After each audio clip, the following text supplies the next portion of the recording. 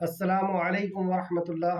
ان الحمد للہ نحمده ونستعینه ونستغفره ونعوذ باللہ من شرور انفسنا ومن سیئات اعمالنا من يهده الله فلا مضل له ومن يضلل الله فلا هادي له واشهد ان لا اله الا الله واشهد ان محمدا عبده ورسوله رب اشرح لي صدري ويسر لي امري واحلل عقدۃ من لسانی یفقہوا قولی رب زدنی علما رب زدنی علما رب زدنی علما۔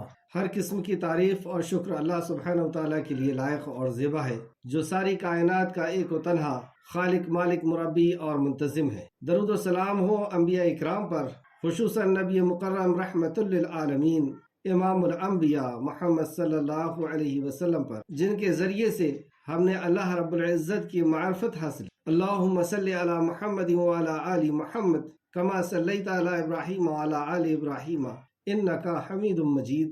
اللہم بارک علی محمد وعلی آل محمد کما بارکت علی ابراہیم وعلی آل ابراہیم انکا حمید مجید۔ سورہ بقرہ آیت نمبر 255، آیت الکرسی۔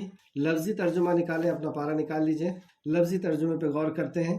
اعوذ باللہ من الشیطان الرجیم، اے اللہ ہم تیری پناہ میں آتے ہیں شیطان سے۔ اے اللہ شیطان کے مکر و فریب سے ہمیں بچا لے کہ وہ تیری معرفت حاصل کرنے سے ہمیں دور کر دے، تیرے دین سے، تیری توحید سے، تیرے نبی کی رسالت سے، تیرے دین سے ہمیں دور کر دے۔ اے اللہ شیطان مردود کے شر سے، اس کے وسوسے سے ہم سب کو محفوظ کر لے۔ بسم اللہ الرحمن الرحیم، اللہ کے نام سے جو رحمان اور رحیم ہے۔ اس عظیم کام کو ہم عظمت والے رب کے نام سے شروع کرتے ہیں، جو بڑا مہربان اور بار بار رحم کرنے والا ہے۔ اللہ اللہ، لا نہیں، الہ کوئی الہ، الا مگر، ہوا وہی، الحی وہ زندہ ہے، القیوم قائم ہے، یعنی قائم بھی ہے اور قائم کرنے والا ہے، قائم رکھنے والا ہے۔ لا تاخذہ نہیں پکڑتی اسے، سنۃ اونگ، ولا اور نہ نوم نیند، لہو اس کے لیے ہے،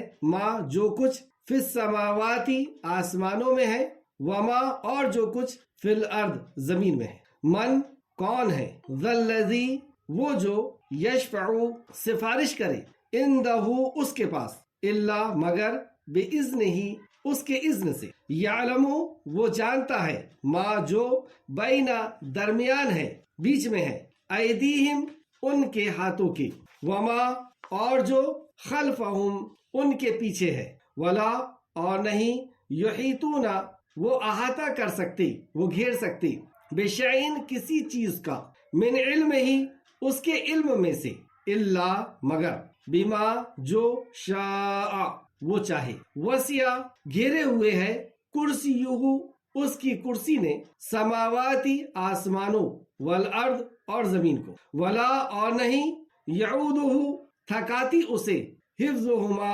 حفاظت ان دونوں کی، وہوا اور وہ، علی بلند تر ہے، العظیم بہت بڑا ہے۔ آئے تفسیر کی طرف۔ اللہ لا الہ الا ہوا وہ اللہ ہے، اس کے سوا کوئی سچا معبود نہیں۔ اپنی توحید کے اقرار اور اللہ نے اپنی عبادت کا یہاں پر حکم دیا کہ وہی اللہ ہے، وہی عبادت کے لائق ہے، اور اس کے سوا کوئی عبادت کے لائق نہیں۔ کیوں نہیں ہے کوئی عبادت کے لائق؟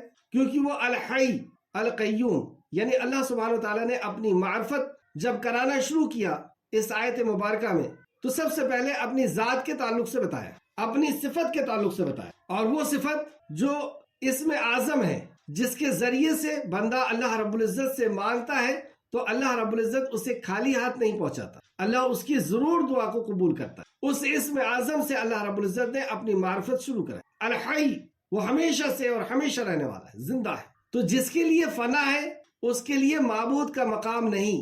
اللہ کے علاوہ جو بھی ہے ان سب کو فنا ہونا ہے، یا تو وہ پیدا ہوئے ہیں، کبھی ایک وقت تھا جب اللہ سبحانہ وتعالیٰ نے اسے پیدا کیا، ہر مخلوق، اور وہ ایک وقت ہے جب اللہ رب العزت اسے فنا کر دے۔ تو جو فنا ہو جائے وہ معبود کا مقام نہیں حاصل کرتا۔ الحی ہے اللہ، القیوم خود قائم ہے اور دوسروں کو قائم رکھنے والا ہے، اور اللہ رب العزت کے علاوہ ہر مخلوق قائم ہونے کے لیے بھی محتاج ہے، پیدا ہونے کے لیے بھی محتاج ہے، پیدا ہونے کے بعد زندہ رہنے کے لیے، اپنی ضرورت کے لیے اور اپنی زندگی گزارنے کے ہر چیز کے لیے اس کی محتاج۔ اور اگر جماعتات بھی ہیں جیسے سورج، چاند، آسمان اور عرش، یہ سب بھی تھامنے کے لیے محتاج ہے کہ اللہ سبحانہ وتعالیٰ نے انہیں تھامے ہوئے ہیں، انہیں قائم رکھا ہے۔ اس رب کے علاوہ اور کون عبادت کے لائق ہو سکتا؟ اور زندگی کی کمزوری، انسان کے اندر زندگی کی کمزوری، ہر مخلوق کے اندر زندگی کی کمزوری ہوتی ہے کہ وہ زندگی میں کام کر کے تھکتا ہے، اور نہیں بھی کرے تو بھی تھکتا ہے،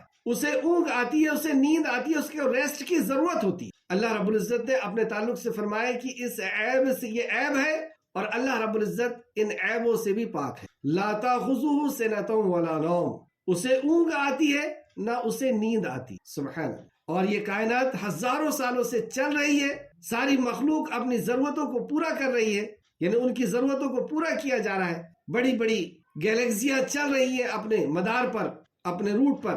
یہ سب اس بات کی دلیل ہے کہ ان کا چلانے والا نہ اونگتا ہے نہ سوتا ہے۔ اپنی حیات کا ذکر کرنے کے بعد، اپنی ذات کے تعلق سے ذکر کرنے کے بعد، اپنی ملکیت کا اللہ سبحانہ تعالیٰ ذکر کرتا ہے۔ لہو ما فی السماوات و ما فی الارض، جو کچھ آسمانوں اور جو کچھ زمین میں ہے سب اس کا ہے۔ اور اس تعلق سے کئی آیتیں ہم نے اور پڑھی جس میں اللہ نے چیلنج کیا، اور دنیا کے سارے باطل معبود اور معدل معبود کو ماننے والے اور سائنسداں، ہر کوئی اس بارے میں گھٹنے ٹیکتا ہے کہ اللہ رب العزت کے علاوہ کوئی چیز کسی کی ملکیت نہیں ہے۔ ہر چیز اللہ رب العزت نے بنائی ہے، وہ نیوٹران ہو، پروٹون ہو، الیکٹران ہے، وہ ایسی چھوٹی مخلوق جو ہمیں نظر نہیں آتی، چھوٹی سی مخلوق چیونٹی ہو یا بڑی مخلوق ہاتھی ہو، ایک گھاس کا تنکا ہو یا آسمان ہو، ہر کچھ اللہ رب العزت نے بنایا، یعنی اس کی ملکیت ہے۔ عزت ہو، ذلت ہو، رزق ہو، بیماری ہو، بیماری سے اچھا ہونا ہو، اولاد ہو، خوشی ہو، غم ہو، جو کچھ بھی چیز ہم نظر آ رہی ہے یہ سب اللہ کی بنائی ہوئی، اور جو نہیں نظر آ رہی وہ بھی اللہ کی تو یہ اللہ کی بنائی ہوئی ہے۔ تو اللہ کی مرضی کے بغیر کوئی کسی کو کیسے اٹھا کے دے سکتا؟ جب مالک اللہ ہے تو اللہ ہی کسی کو جو چاہے وہ دے سکتا ہے، اس لیے کوئی عبادت کرے۔ اور ملکیت کا کمال، اللہ اکبر، یہاں بیان فرمایا اللہ نے، من ذا الذی یشفع عنده الا باذنہ، کون ہے جو اس کے سامنے اس کی اجازت کے بغیر سفارش کر سکے۔ اب یہ جو ملکیت ہے اللہ رب العزت کی، یہ جو کائنات ہے اور جو بھی چیزیں ہیں جس کی ہمیں ضرورت ہے، ہمیں خوشیوں کی ضرورت ہے، ہمیں اولاد کی ضرورت ہے، ہمیں بیمار سے اچھے ہونے کے لیے ضرورت ہے، ہمیں عزت کی ضرورت ہے، ہمیں رزق کی ضرورت ہے، ہمیں کھانے اور پینے کی چیزوں کی ضرورت ہے، ہمیں پہننے اور اوڑھنے کی چیزوں کی ضرورت ہے، یہ سب اللہ رب العزت کا ہے۔ اور اس کے بعد پھر آخرت ہے، اور آخرت میں جنت ہے۔ تو اللہ سبحانہ تعالیٰ نے فرمایا کہ کوئی سفارش کی طاقت بھی نہیں رکھتا بغیر اس کے حکم کے۔ تو جب سفارش نہیں کر سکتا، اس کو نوٹ کریں آپ، جب سفارش نہیں کر سکتا تو کوئی چیز کیسے دے سکتا ہے؟ جنت کے لیے کوئی سفارش نہیں کر سکتا کسی کی اللہ کے حکم کے بغیر، تو جنت دے دے، یہ تصور کیسا؟ اور دنیا کی جتنی بھی چیزیں جب سفارش نہیں کر سکتا تو یہ دے کیسے سکتا؟ تو دینے والی ذات اگر پوری دنیا مل کر کے چاہ رہی ہے کہ کسی کو کچھ دے دے، اور اللہ رب العزت نہیں چاہ رہا تو کوئی نہیں دے سکتا، اور پوری دنیا مل کر کے چھیننا چاہ رہی ہے اور اللہ دینا چاہ رہا ہے تو کوئی اس کو روک نہیں سکتا۔ دنیا اللہ کی، حکم اللہ۔ ہاں، دنیا میں ہم ایک دوسرے کے لیے خوشیوں کی اللہ رب العزت سے دعا کر سکتے ہیں، سفارش کر سکتے ہیں، ہم اپنی خوشیوں کے لیے اللہ رب العزت سے دعا کر سکتے ہیں، لیکن یہاں پر حشر کے میدان کی بات تھی جو ہم نے کل پڑھا کہ وہاں پر اس کے سامنے کوئی سفارش نہیں کر سکتا اس کے حکم کے بغیر۔ ہاں، اللہ جب حکم دے گا تو پھر سفارش ہو۔ تو ملکیت کے بعد اب اللہ رب العزت نے اپنے علم کے تعلق سے، تو ملکیت میں بھی کسی اور کو شریک کرنا اور کسی اور سے یہ عقیدہ رکھنا کہ یہ ہماری ضرورتوں کو پوری کر دیں گے، یا ہماری حاجتوں کو پوری کر دیں گے، یا ہماری مشکلوں کو دور کر دیں گے، گویا کہ یہ شرک ہے۔ اور اس کے بعد پھر علم کا ذکر کیا، یعلم ما بین ایدیہم وما خلفہم، وہ جانتا ہے جو کچھ لوگوں کے سامنے ہے اور جو کچھ ان سے چھپا ہوا ہے، یعنی مستقبل کے بارے میں بھی جانتا ہے، حال کے بارے میں بھی جانتا ہے، اور ماضی کے بارے میں، ابھی کیا ہو رہا ہے یہ بھی وہ جانتا ہے پوری دنیا کے اندر، اور ہم اس علم سے بھی قاصر۔ اس کے پہلے کیا ہوا تھا اور کل کیا ہوگا اس کے بارے میں بھی صرف اللہ جانتا۔ تو یہ اللہ کا علم ہے۔ اللہ کا علم یعنی اللہ کے بارے میں بھی ہمیں علم نہیں ہے، جتنا علم اللہ سبحانہ وتعالیٰ نے دیا اتنا ہی علم ہے۔ اللہ کے علم سے مراد اللہ کے بارے میں علم، اور اللہ کے علم سے مراد اللہ جن چیزوں کو جانتا ہے ان چیزوں کا علم۔ تو علم اصل میں اللہ کا ہے، اور مخلوق کے لیے جہل کا اللہ رب العزت نے ذکر کیا، یعنی لا علمی کا، اور فرمایا وَلَا يُحِيطُونَ بِشَيْءٍ مِّنْ عِلْمِهِ إِلَّا بِمَا شَاءَ، اور وہ اس کے علم میں سے، یعنی اللہ سبحانہ وتعالیٰ کے علم میں سے کسی چیز کو اپنے احاطے میں نہیں لا سکتے سوائے اس بات کے جو وہ چاہے۔ تو علم پچھلا گزر چکا ہوا، یا جو گزر رہا ہے، یا جو آنے والا ہے، اس تعلق سے کسی کے لیے عقیدہ رکھنا کہ فلاں بھی غیب جانتے ہیں یا پچھلی باتوں کو جانتے ہیں یا کس نے چرا کر کے کہاں لے کر کے گیا ہے، کس نے کس کے اوپر کیا کیا، جادو کیا یا کیا کیا، یہ عقیدہ رکھنے کے تعلق سے کل حدیث پڑھی گئی کہ گویا کہ اس نے نبی کریم صلی اللہ علیہ وسلم پہ آئی ہوئی وحی کا انکار کیا یا آئے ہوئے علم کا یا آئی ہوئی شریعت کا اس نے انکار کیا، کفر کیا۔ نبی کریم صلی اللہ علیہ وسلم نے فرمایا تو یہ علم صرف اللہ کا ہے، اور اللہ اپنے علم میں سے جتنا چاہتا ہے جس بندے کو جس وقت چاہتا ہے اتنا عطا کر۔ آج ہم پڑھیں گے وسیع کرسیہ السماوات والارض۔ اب اللہ کی عظمت کا ذکر ہو۔ وسیع کرسیہ السماوات والارض، اس کی کرسی نے آسمان اور زمین کو گھیرے ہوئے ہے، اس کی کرسی نے زمین و آسمان کو گھیرے ہوئے۔ کرسی کیا ہے؟ تفسیر ابن کثیر جلد نمبر 1 صفحہ نمبر 531۔ حضرت ابن عباس رضی اللہ عنہ سے روایت کیا ہے کہ کرسی اللہ تعالیٰ کے دونوں قدموں کی جگہ ہے، یعنی 2 قدم رکھنے کی جگہ ہے یہ کرسی۔ قدم کہاں رکھتے ہیں؟ یعنی اللہ رب العزت کی قدم رکھنے کی ایسی حقیر جگہ ہے، دونوں قدم رکھنے کی جگہ ہے، اور عرش الہ کا کوئی شخص اندازہ نہیں لگا سکتا، اور اللہ کے عرش کا کوئی شخص اندازہ نہیں لگا سکتا۔ تو پتہ چلا کرسی الگ چیز ہے اور عرش الگ ہے۔ عرش کے تعلق سے فرمایا کہ اس کا کوئی اندازہ نہیں لگا کہ وہ کتنا بڑا ہے، اور کرسی اللہ رب العزت کے قدم رکھنے کی جگہ، پیر رکھنے کی جگہ۔ اور اللہ سبحانہ وتعالیٰ کے تعلق سے اس کے پہلے اس بات ہو چکی ہے کہ من و عن، جتنا آیا ہے قرآن و حدیث میں اتنا ہی ہمیں ایمان رکھنا، نہ اس کے تعلق سے ہم اپنا دماغ چلا سکتے ہیں، کسی بھی طریقے سے ہم قاصر ہیں، صرف اتنا ہی ہمیں علم رکھنا ہے جتنا اللہ سبحانہ وتعالیٰ نے بتایا، نبی مکرم صلی اللہ علیہ وسلم نے بتایا۔ تو یہ اللہ رب العزت کے قدم رکھنے کی جگہ ہے۔ طبرانی جلد نمبر 12، تفسیر ابن کثیر نے اس کو طبرانی سے لیا ہے، جلد نمبر 12 صفحہ نمبر 39 اور حدیث نمبر 12404۔ امام حاکم نے بھی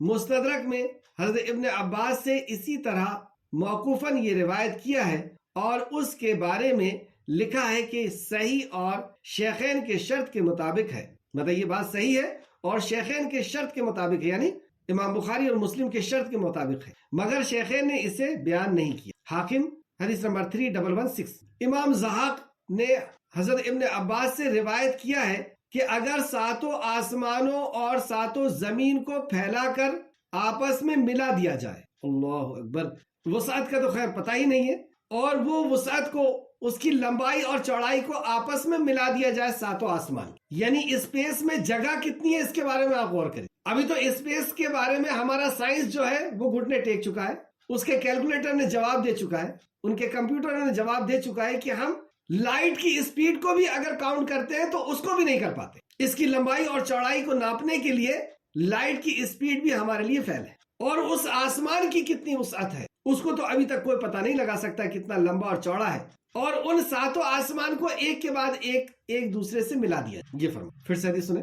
امام زاہق نے حضرت ابن عباس رضی اللہ عنہ سے روایت کیا ہے کہ اگر 7 آسمانوں اور 7 زمین کو پھیلا کر آپس میں ملا دیا جائے تو کرسی کی وسعت کے مقابلے میں ایسی ہوگی جیسے بیابان میں کوئی انگوٹھی پڑی ہو۔ اللہ، کوئی ریگستان میں انگوٹھی پھینک دے تو اس ریگستان کے سامنے، اس بیابان کے سامنے اس انگوٹھی کی کتنی وقت ہے، تو کرسی کے سامنے ایک آسمان نہیں، 7 آسمان اور 7 زمین کو آپس میں ملا کر کے پھیلا دو، اس کرسی کے سامنے اس کی اتنی وقت، اس کرسی کے سامنے یہ 7 آسمان ایسے ہو جائیں گے جیسے بیابان جگہ میں، ریگستان میں کوئی انگوٹھی پڑی۔ یہ کرسی اللہ سبحانہ وتعالیٰ کے قدم رکھنے کی جگہ ہے۔ اس رب کے سامنے ہمیں حاضر ہو، اس خالق کے سامنے ہمیں حاضر اور تنہا حاضر ہو، اور ذرے ذرے کا حساب دیں۔ چلیں اس کو لے کے پہلے تفسیر ابن کثیر جلد نمبر 1 صفحہ نمبر 531۔ اسی طرح ابی شیبہ نے اس حدیث کو کتاب العرش میں ذکر کیا ہے، امام الذہبی نے العلوم میں ذکر کیا ہے، کہتے ہیں 7 آسمان کرسی کے مقابلے میں، 7 آسمان کرسی کے مقابلے میں ایسے ہے جیسے ایک حلقہ، وہی ایک انگوٹھی، ایک کڑا، ایک کنگن ایک بڑے میدان میں پھینک دیا گیا، اور کرسی اس عرش کے مقابلے میں، اب کرسی الگ ہے، اس کے اوپر عرش ہے، اور کرسی اس عرش کے مقابلے میں ایسی ہے جیسے میدان کے اندر ایک انگوٹھی پڑی۔ کرسی اللہ سبحانہ تعالیٰ کے عرش کے سامنے ایسی ہے جیسے ایک بیابان ریگستان میں ایک انگوٹھی پڑی، اور اس عرش کو بنانے والا اور اس عرش کو بھی تھامنے والا اللہ سبحانہ، اس عرش کے اوپر مستوی ہے اللہ جیسی اس کی شان کو لائق۔ پھر سے دیکھیں کرسی کی عظمت جو ہمیں نظر آ رہا ہے۔ دیکھیں ایک انسان کے سامنے یعنی ہمارے سامنے ہماری زمین کتنی بڑی ہے، ہمارا یہ ارتھ، ہماری زمین کتنی بڑی ہے، ہمارا پرتھوی، تو ہماری زمین 30 ارب خرب گنا ہم سے بڑی ہے۔ ہم پوری زمین میں تو گھوم کر کے دیکھ بھی نہیں سکتے۔ تو ہمارا سائنس جو بتاتا ہے، ناقص سائنس، کہ ایک انسان سے اتنی بڑی زمین ہے، اور ہماری زمین سے ہمارا جو سورج ہے جو ایک فٹ بال کے برابر دکھتا ہے، وہ سورج کچھ سائنسداں کہتے ہیں کہ 10 لاکھ گنا بڑا ہے، اور کچھ سائنسداں کہتے ہیں کہ 20 لاکھ گنا بڑا ہے ہماری زمین سے، 20 لاکھ گنا۔ اور یہی ایک سورج نہیں ہے، اس سے بڑا جو سورج ہے وہ 50 لاکھ گنا بڑا ہے اس زمین سے، 50 لاکھ گنا، اور سورج 30 کروڑ گنا، اور ایسے بھی سورج ہیں جو 1 ارب گنا بڑے ہیں اس ہماری زمین سے۔ تو ہم سے کتنے بڑے ہوئے؟ 1 ارب گنا بڑے بھی ایسے بھی سورج ہیں، اور ایسے 300 سورج ہیں ہمارے اس جھنڈ میں، جس کو ہم ملکی وے کہتے ہیں۔ ہماری جو کہکشاں ہے، ہمارا جو ستاروں کا اور یہ سورج چاند اور یہ سارے سیاروں کا جو جھنڈ ہے، اس جھنڈ میں سورج جو 1 ارب گنا بڑے ہیں ہماری زمین سے، ہم سے نہیں، ہماری زمین سے، ایسے 300 سے زیادہ سورج ہیں، زیادہ، کیونکہ ہمارا سائنس اس کو بھی گن نہیں پاتا۔ 300 ارب کیسے گنے گا؟ اور یہی ایک جھنڈ نہیں ہے، اس میں پھر کئی ستارے ہیں جن کو گنا جانا ناممکن ہے، اور یہ ایک جو جھنڈ ہے اس کے علاوہ بھی دوسرے جھنڈ ہیں، اس ایک کہکشاں سے علاوہ بھی کہکشائیں ہیں، اور اس کے علاوہ جو بازو والی کہکشاں ہے وہ ہماری کہکشاں سے، ہمارے اس ستاروں کے جھنڈ سے، ہماری اس دنیا سے 2 گنا بڑی ہے، اور اس کے بازو میں جو ہے وہ 60 گنا بڑی ہے، 60 گنا، اور اس کے بازو میں 600 گنا بڑی، اور ایسی کئی کہکشائیں، اور کئی کتنی جو ہمارے سائنس نے گن پایا، اور جس کا تخمینہ اکثر و بیشتر غلط ہوتا ہے۔ وہ بتاتے ہیں 47,000 کہکشائیں ایک جھنڈ میں ہوا کر، 47 کہکشائیں ان لوگوں نے گن پائے، اور اس جھنڈ کو جو کہکشاؤں کا جھنڈ ہے اس کو کلسٹر کہتے ہیں۔ اور یہ ایک ہی کلسٹر نہیں ہے، ایسے کئی کلسٹر مل کر کے پھر ایک سپر کلسٹر بناتے ہیں، 100 کلسٹر مل کر کے سپر کلسٹر بناتے ہیں، اور 1 کروڑ سپر کلسٹر کھوجے جا چکے ہیں، 1 کروڑ۔ یہ سب اس آسمان کے سامنے ایک گولے کی طرح، ابھی بھی آسمان کی لمبائی اور چوڑائی کا کچھ خبر نہیں۔ یہاں سے آسمان کی دوری کے تعلق سے ایک حدیث ملتی ہے کہ نبی کریم صلی اللہ علیہ وسلم نے فرمایا، اچھا اس کے اوپر پھر آسمان ہے، آسمان، پہلا آسمان، تو اس آسمان کی کتنی موٹائی ہے؟ لمبائی اور چوڑائی کا تو پتہ نہیں ہے، لیکن موٹائی کے بارے میں نبی کریم صلی اللہ علیہ وسلم نے فرمایا کہ یہاں سے زمین سے آسمان کی جتنی دوری ہے اتنا موٹا ایک آسمان، پھر اس کے بعد اس آسمان سے دوسرے آسمان کی جو دوری ہے وہ اتنی زیادہ ہے جتنی یہاں سے آسمان کی دوری، پھر دوسرا آسمان، اور پھر وہ اتنا موٹا کہ ایک آسمان سے دوسرے آسمان کی جتنی دوری ہے، یا ہمارے زمین سے آسمان کی دوری ہے اتنا خالی جگہ، پھر اتنا موٹا آسمان، ایسے کر کے 7 آسمان۔ اور ان 7 آسمانوں کو اگر پھیلا دیا جائے، اور ان میں سب میں مخلوق، اور کس قدر مخلوق کہ آسمان چرچراتا ہے اللہ رب العزت کی عظمت سے، اس کے بندوں سے، اس کے فرشتوں سے، اور اس کے فرشتے اس قدر کہ کچھ رکوع میں کھڑے ہوئے ہیں، کچھ سجدے میں ہیں، کچھ قیام میں ہیں، اور وہ نورانی کعبہ جو فرشتوں کا کعبہ ہے، نبی کریم صلی اللہ علیہ وسلم نے فرمایا کہ ایک بار ایک فرشتہ اس میں سے نکلتا ہے تو دوبارہ اس کا نمبر نہیں لگتا، اور ایک بار میں 70,000 فرشتے طواف کرتے، اور پھر جب وہ جاتے ہیں تو دوبارہ ان کا نمبر نہیں آتا۔ کس قدر فرشتے، کس قدر مخلوق، اور اس طرح 7 آسمان۔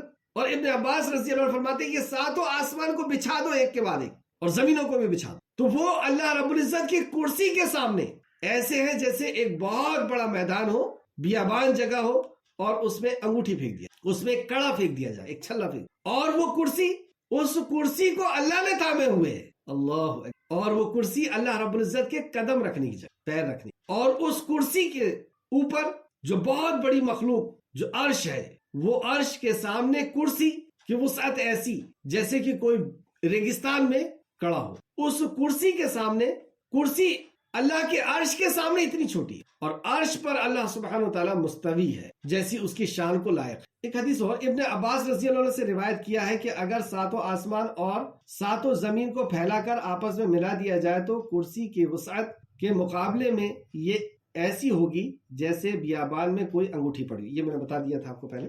وہ رب، اس رب کے سامنے ہماری حاضری، کیا وقت اور کیا حیثیت ہے ہماری، جو ہم اتنی ڈٹائی کے ساتھ اس کی نافرمانی کر رہے ہیں. کیا اوقات اور وقت ہے ہماری پیدائش کے اعتبار سے، ہماری طاقت کے اعتبار سے، ہماری سوچ اور سمجھ کے اعتبار سے، ہمارے علم اور مال کے اعتبار سے کس چیز میں ہم کیا ہے اس کے ساتھ. اس رب کے سامنے ہماری حاضری ہے، اور ایسے حاضر کرے گا. نبی کریم صلی اللہ علیہ وسلم نے فرمایا جیسے بغیر کپڑے کے، جیسے تم ماں کے کوکھ سے جنم لیتے ہو، اس طرح تم اپنے رب کے سامنے قبر سے نکالے جاؤ گے اور اللہ سبحانہ وتعالیٰ کے سامنے حاضر کیے. اور ایک ایک سے باس پرس کرے گا اللہ سبحانہ، ایک ایک سے. میں اکیلا کھڑا ہوں گا اس کے سامنے، آپ کو اکیلے کھڑا ہونا ہوگا اس کے سامنے. فَمَن يَعْمَلْ مِثْقَالَ ذَرَّةٍ شَرًّا يَرَهُ، جس نے ذرہ برابر بھی نیکی کی ہوگی وہ اپنی نیکی کو دیکھ لے گا، جس نے ذرہ برابر بھی بدی کی ہوگی وہ اپنی بدی کو دیکھ. ہم کیا سمجھ رہے ہیں کہ اس کی مخلوق کو ہم پریشان کر لیں، ستا لیں، لوٹ لیں، اس کی عزت سے کھیل لیں، اس کے مال سے کھیل لیں، اور ہمیں کوئی پکڑنے والا، کوئی بولنے والا، کوئی ٹوکنے والا نہیں. تو اس رب کے سامنے حاضری کے لیے ہمیں تیار ہونا ہے. اللہ ہم سب کو توفیق عطا فرمائے. یہ اللہ کی عظمت، اس اللہ کی عظمت کیا ہوگی جو عرش پر مستوی ہے. عرش کا یہ عالم ہے، عرش کا یہ عالم کہ ابن عباس فرماتے ہیں کہ کوئی اس کا ادراک نہیں کر سکتا. تو اللہ اپنی ذات اور صفات کے اعتبار سے بھی اعلیٰ ہے، جو اتنی بڑی بڑی مخلوق کا رب ہے. خود کتنا، اللہ اکبر، کتنا بڑا ہوگا، اور اس کے سامنے اس کا حق لوگ دیتے ہیں. اس رب کے سامنے ان کی کیا وقت اور کیا حیثیت. تو اس کی کرسی نے آسمان اور زمین کو گھیرے ہوئے. وَلَا يَعُودُهُ حِفْظُهُمَا، اور اسے ان دونوں کی حفاظت تھکاتی نہیں. اب یہ جتنی بھی مخلوق ہیں، اور کس گرہ میں، کس گیلیکسی میں، کہاں پہ کون سی مخلوق ہے، اور کس اندازے سے اللہ رب العزت نے اس کو رکھا ہے. وہ بغیر آکسیجن کے بھی مخلوق کو پیدا کرنے پر قادر ہے، بغیر آکسیجن کے جلانے پر بھی قادر ہے، بغیر پانی کے جلانے پر بھی. دیکھ لیں آپ فرشتوں کو. تو کس کس گولے پر، کس کس جگہ پر اللہ رب العزت نے اپنی کون کون سی مخلوق رکھا ہے. ان ساری مخلوق کی حفاظت کرنا، ان سارے جماعتات، نباتات اور حیوانات کی حفاظت کرنا، ساری مخلوق کی حفاظت کرنا اسے تھکاتی نہیں. یہ ایسا عالیشان اور ایسا، اور اسے ان دونوں کی حفاظت تھکاتی نہیں ہے. وَهُوَ الْعَلِيُّ الْعَظِيمُ، یہاں دو صفت پہ بات ختم ہوئی. وَهُوَ الْعَلِيُّ الْعَظِيمُ، اور وہ بلند تر ہے اور نہایت عظمت والا. عظیم صفت پہ بات ختم ہوئی، عظیم آیت کا خاتمہ عظیم صفت پر. ان دو صفت کے تعلق سے العظیم، سب سے بلند و بالا، سب سے بلند. آپ نے دیکھا نا کہ ساتوں آسمان، زمین، اس کے اوپر کرسی آپ اللہ کے قدم رکھنے کی جگہ، اور اس کے اوپر عرش، اور عرش پہ اللہ مستوی، اور عرش کو بھی اللہ نے ہی تھامے ہوئے. وہ بھی تھمنے کے لیے، قائم رہنے کے لیے، قرار پکڑنے کے لیے اللہ کا محتاج، کیونکہ اللہ قیوم ہے، سب کو تھامنے والا ہے. اور تو یہاں پہ اللہ نے فرمایا العلی، سب سے بلند و بالا، کیونکہ وہ اپنی ساری مخلوق سے بلند ہے. وہ 7 آسمانوں سے اوپر عرش پر ہے، جیسے کہ سورہ طٰہٰ میں فرمایا اللہ رب العزت نے، سورہ طٰہٰ آیت 5، اور رحمان وہ رحمان ہے جو عرش پر مستوی ہوا. اور مستوی کیسا؟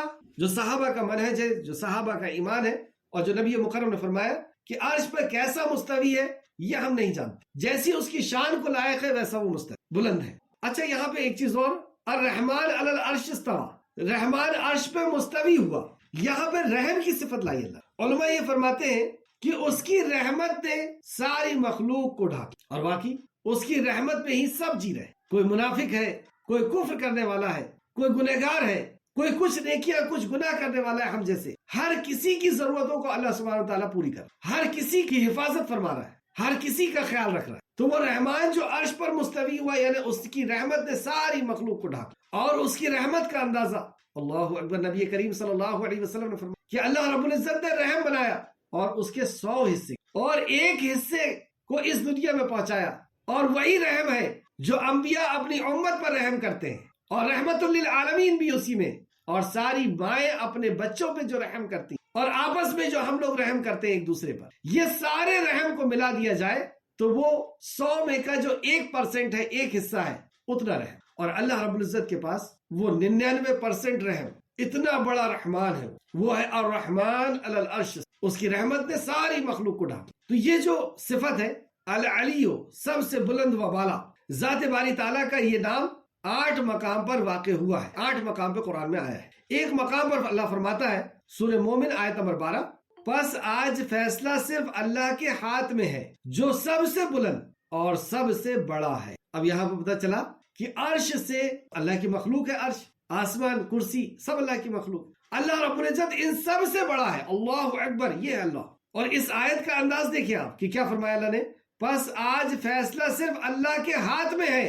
تم بچ کر کے کہیں نہیں جا سکتے. ہم سب کا فیصلہ اللہ سبحانہ و تعالیٰ کے ہاتھ میں. اور آج یعنی قیامت کا دن ہے, یہ حشر کا میدان ہے کہ آج فیصلہ اللہ رب العزت کے ہاتھ. اور اس کو ہر نماز میں اللہ سبحانہ و تعالیٰ یاد دلاتا ہے, مالکی یوم الدین, کہ وہ بدلے کے دن کا مالک, وہ بدلہ لے گا ہم سے, کیونکہ وہ ہر مخلوق سے محبت کرتا ہے. اور ہم نے اس کی مخلوق کو اگر ستایا ہے, ظلم کیا ہے ان کے ساتھ, تو اس کا اللہ رب العزت ضرور حساب لے. اس رب کے سامنے ہمیں حاضر ہو. بس آج فیصلہ صرف اللہ کے ہاتھ میں ہے, جو سب سے بلند ہے, سب سے بلند اور سب سے بڑا ہے. سورہ مومن آیت نمبر 12.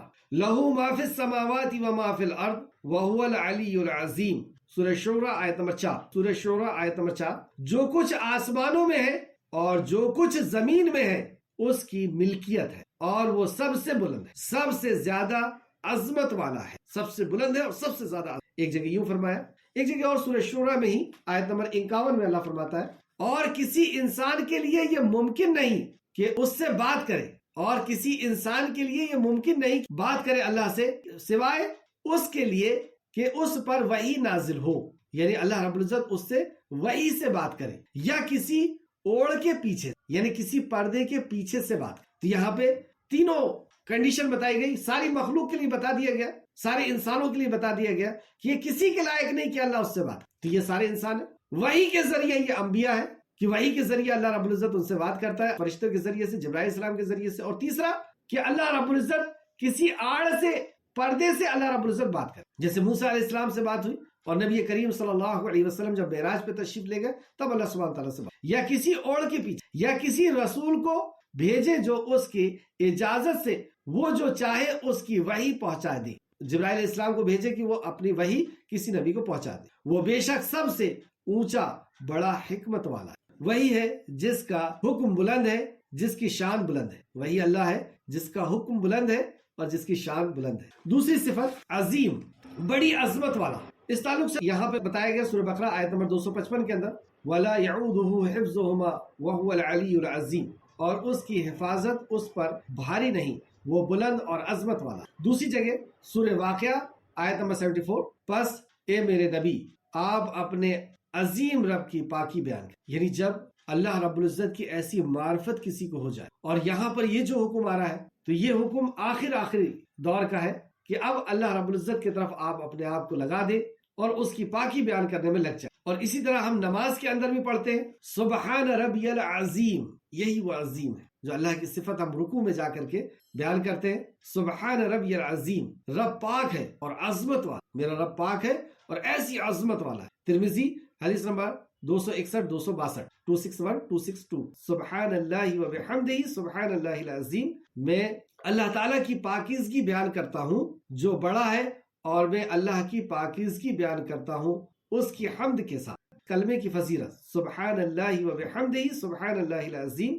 نبی کریم صلی اللہ علیہ وسلم نے فرمایا یہ کلمات اللہ تعالیٰ یعنی رحمان کو بڑے پسند ہیں. زبان پر بہت ہلکے ہیں لیکن میزان پہ بڑے بھاری ہیں. میزان جو ہمارے اعمال کا میزان ہے اس پر بڑے بھاری ہیں. سبحان اللہ و بحمدہ سبحان اللہ العظیم, یہ زبان پہ تو بڑے ہلکے ہیں لیکن اللہ سبحانہ و تعالیٰ کے میزان میں بہت بھاری ہیں. نبی مکرم نے فرمایا, بخاری شریف حدیث نمبر 7563. تو عظیم پر یہ عظیم آیت جو ہے اپنے اختتام کو پہنچی. اس میں اللہ سبحانہ و تعالیٰ کے 5 نام کا ذکر کیا گیا. اللہ, الحی, القیوم, یہ اسم اعظم بھی ہے. اور جب آیت الکرسی پڑھی جاتی ہے اس کے پڑھنے والے کو, ہر نماز کے بعد پڑھنے والے کو جنت کی بشارت سنائی. اور اسی طریقے سے علی العظیم, یہ 2 اور صفت, ایسی 5 صفتیں ہیں. اور اس کے اندر جو نفی ہے کہ کوئی عبادت کے لائق نہیں ہے, پہلا. دوسرا, نہ اللہ رب العزت کو اونگ آتی ہے اور نہ نیند, ان عیبوں سے اللہ رب العزت پاک ہے. سفارش کا کوئی مالک نہیں ہے, اللہ رب العزت جس کے لیے چاہے گا, جس کو چاہے گا اس سے سفارش کروائے. ملکیت ساری کی ساری اس کی ہے, کوئی اس کی ملکیت میں سفارش کرنے کا بھی حقدار. یا حشر کے میدان کے لیے بات ہوئی, ساری کائنات کی حفاظت, اس کو سنبھالنا اس کے لیے کوئی مشکل نہیں. آخر میں اللہ رب العزت سے دعا ہے کہ خالق مالک اس عظیم آیت کو ہمیں اور سمجھنے کی, اس پہ غور و فکر کرنے کی, اس کے جیسا اپنا عقیدہ بنانے کی تو توفیق عطا فرما، اس پر صحیح معنوں پہ ایمان رکھنے کی ہمیں توفیق عطا فرما، اس کو ایمان کے ساتھ، یقین اور عقیدے کے ساتھ ہمیں ہر نماز کے بعد پڑھنے کی اللہ تو توفیق عطا فرما، سوتے وقت پڑھنے کی ہمیں توفیق عطا فرما، اس کے جیسا ہمیں عقیدہ رکھنے کی توفیق عطا فرما۔ اے اللہ جب تک ہمیں زندہ رکھ، ایمان اور اخلاص کے ساتھ، عمل صالح کے ساتھ ہمیں زندہ رکھ، جب ہمارا خاتمہ فرما تو خاتمہ بالخیر فرما اور نیکوکاروں کے ساتھ ہمارا شمار فرما، آمین یا رب العالمین۔ اللہم صلی وسلم علی نبینا محمد، اللہم صلی وسلم علی نبینا محمد، اللہم صلی وسلم علی نبینا محمد، آمین یا رب العالمین۔ السلام علیکم ورحمۃ اللہ وبرکاتہ۔